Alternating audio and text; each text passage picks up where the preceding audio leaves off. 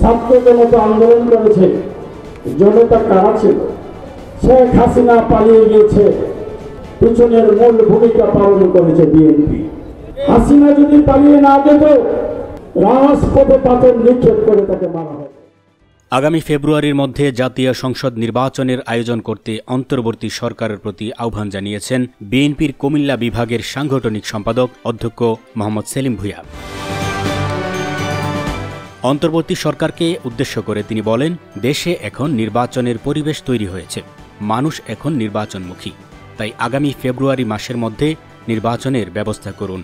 বুধবার দুপুরে আখাউড়া পৌরসভার শহীদ স্মৃতি কলেজ মাঠে অনুষ্ঠিত আখাউড়া উপজেলা বিএনপির সম্মেলনে প্রধান অতিথির বক্তব্যে তিনি এসব কথা বলেন।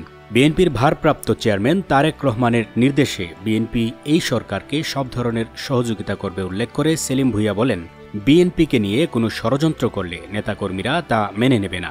নির্বাচনের মাধ্যমে বিএনপি রাষ্ট্র ক্ষমতায় গেলে দেশে আবারও শান্তি শৃঙ্খলা ফিরে আসবে এবং পরিস্থিতি স্বাভাবিক হয়ে যাবে।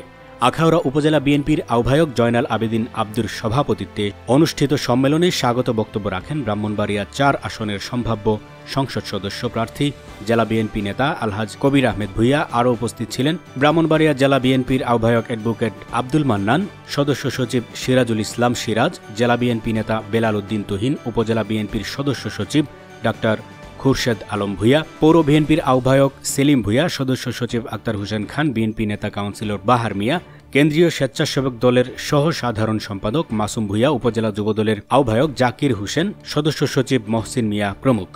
এদিকে সম্মেলনকে ঘিরে আখাউড়া উপজেলায় উৎসবমুখর পরিবেশ ছিল। আখাউড়া পৌরসভা, ইউনিয়ন সহ বিভিন্ন স্থান থেকে হাজার হাজার নেতাকর্মী সমর্থক মিছিল নিয়ে এই সম্মেলনে অংশগ্রহণ করে।